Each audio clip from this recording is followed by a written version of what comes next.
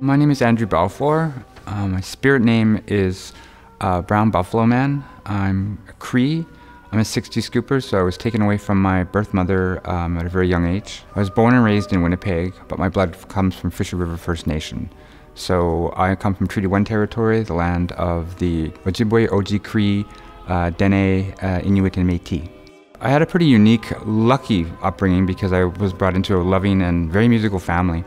So I was surrounded by music all my life. CBC radio was on all the time. I was, at a very young age, musically trained through a men and boys choir in Winnipeg, and was lucky enough to sing a lot, learn how to read music, travel to England several times with the choir, and was immersed in a lot of that sort of British English cathedral style. That background has actually served me well through my musical life because I always go back to that time as importance, and also the fact that many of my Indigenous brothers and sisters didn't have anything like that in terms of training. Many went to foster home, so I was lucky to be able to have this firm foundation, family foundation, but also a musical foundation. I do a lot of reading of history, and I was starting to actually understand the complexities of being an Indigenous person in the 21st century in this country, and what it means to be colonized, because I was colonized as a very young child. So I've been searching through that, as a composer, and I feel that it's a lifelong journey, and I'm lucky enough to be able to work with incredible musicians and artists and groups.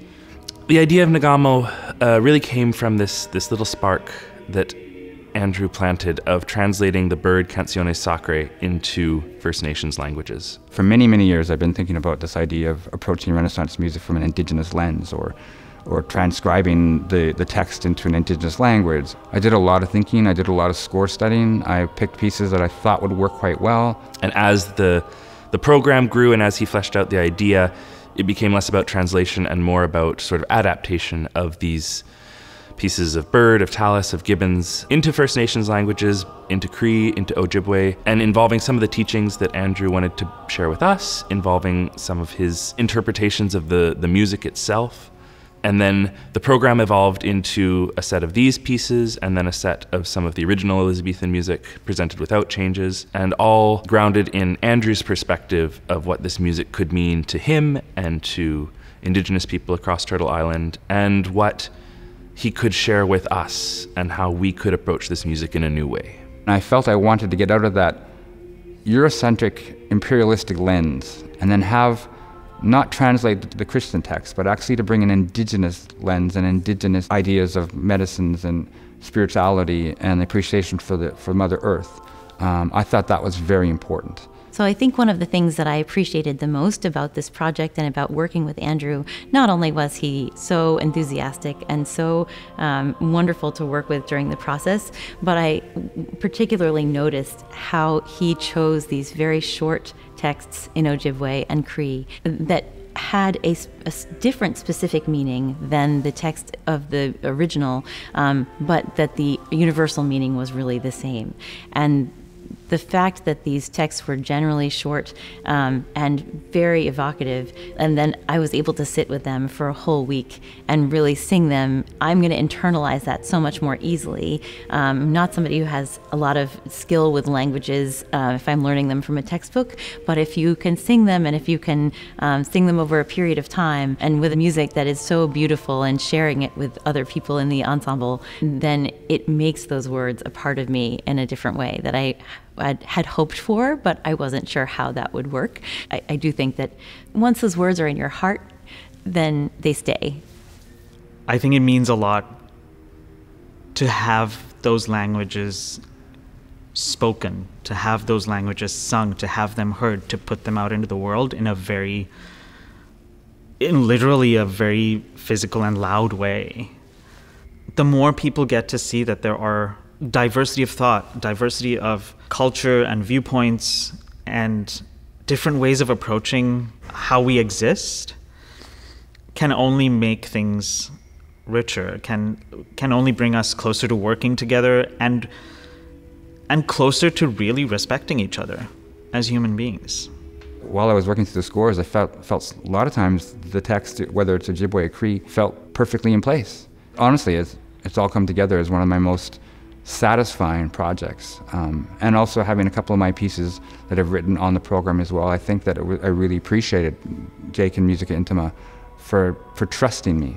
And I think that's important about when your collaboration is a sense of trust. But also providing a safe and respectful environment. If you dig deep down on it, it's a very, very complex and sometimes traumatic experience as an Indigenous person to work with non-Indigenous people.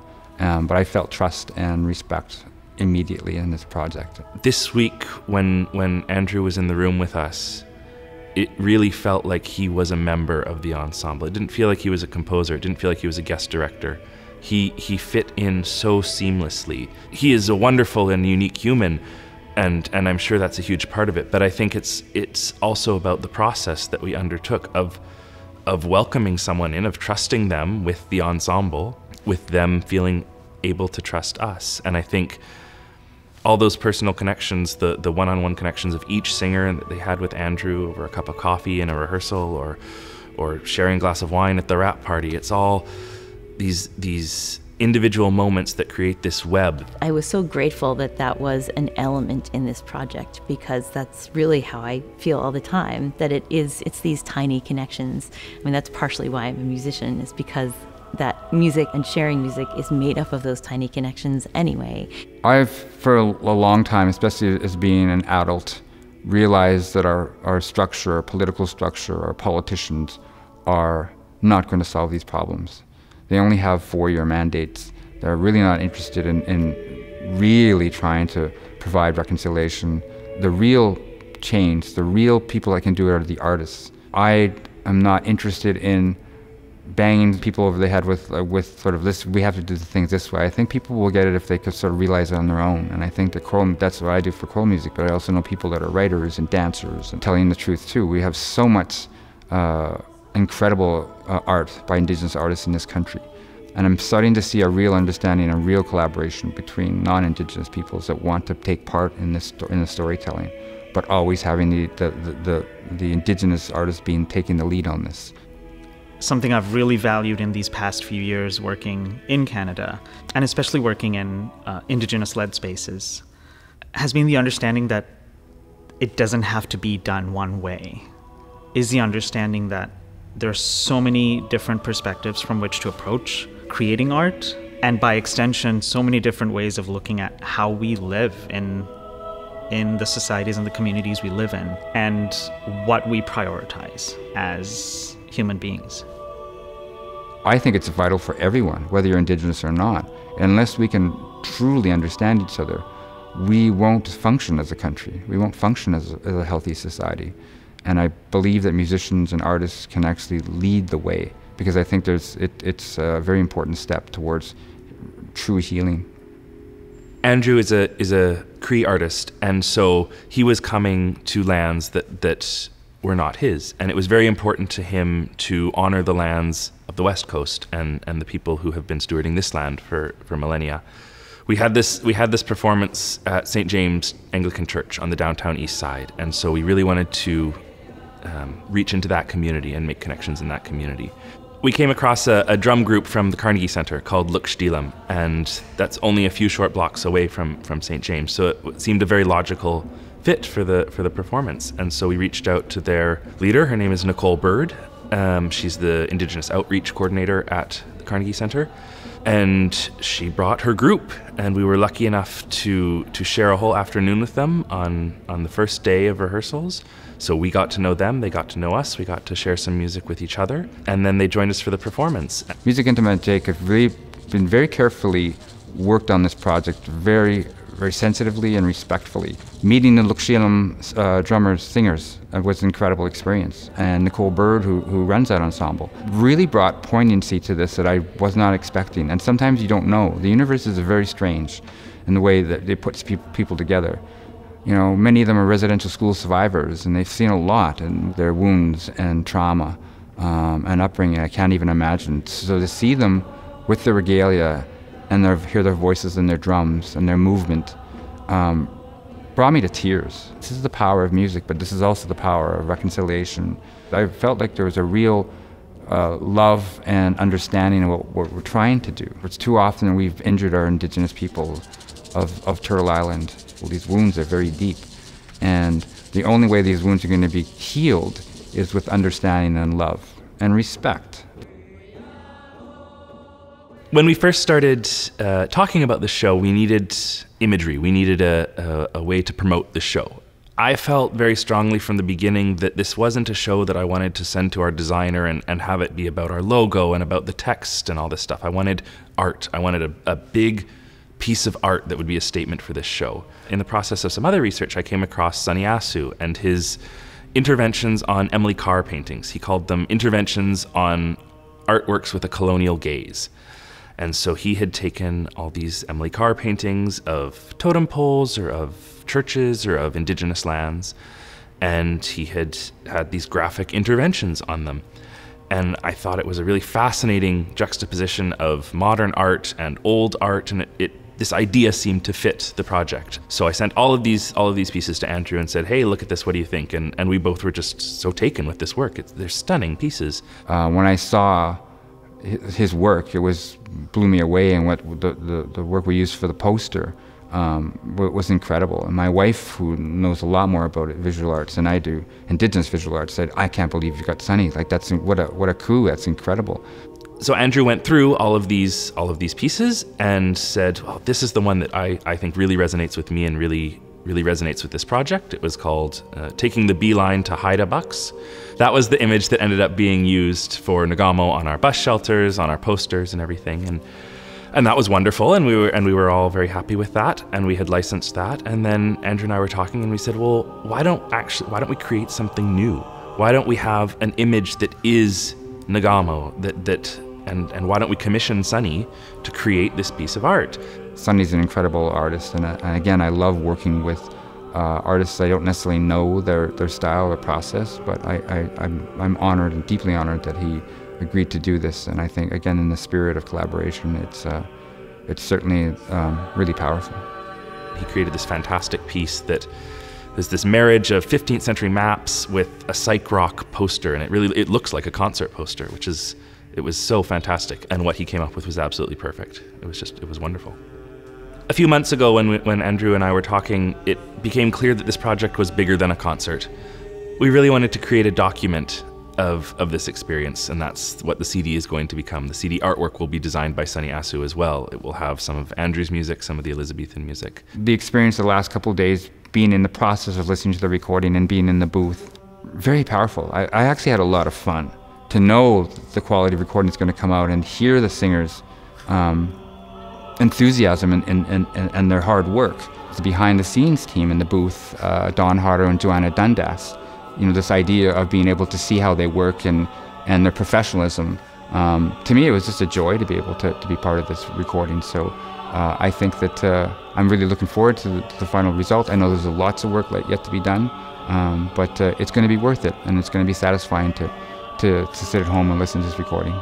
This is a longer lasting project, and the idea of touring the country next year and forming new relationships with Indigenous artists and young youth choirs, which is the plan every city we go. We will work with youth choirs. We'll be able to work in every city with different songkeepers and different drummers and Indigenous artists, which I find very exciting as well. This project is so much about reshaping what the choral arts can look like, how collaboration is handled in the choral arts. And so rather than popping into a city, presenting a performance and then leaving, we really wanted to connect with a community in these places. So we've got a youth choir partner or a university partner in each city. We're going to be involving local drum groups in each city. And it's really about trying to show a new way of collaboration across the country.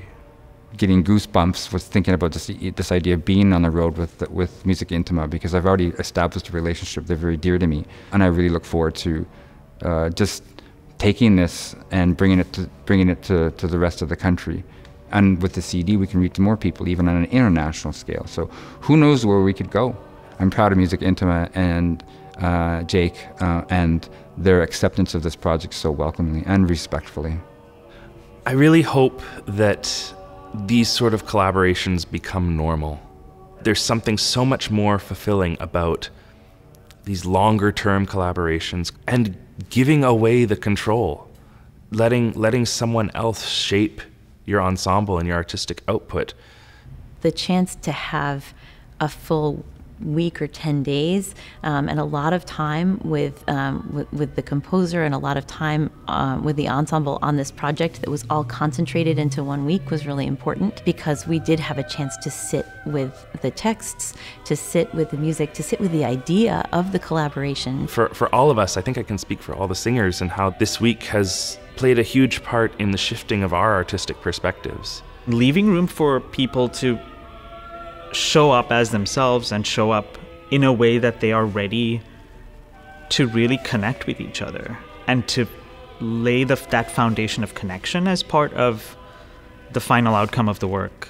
And I hope that more artistic directors, more choirs, more ensembles give that control away. There's just so much more to experience than your own programming and your own perspective. In the indigenous languages, there's no word for goodbye, which I think is really profound when you think about it. It's that we'll see you later. I look forward to seeing everybody again. I felt I've made new friends. I felt welcomed into the music, into my family, which is very important for me. And I also felt a lot of support. My heart is full of joy and hope, and my body feels the vibrations of what I just experienced is really great. So I'm going back to Toronto, full of hope and happiness, and looking forward for the future when I see everyone again.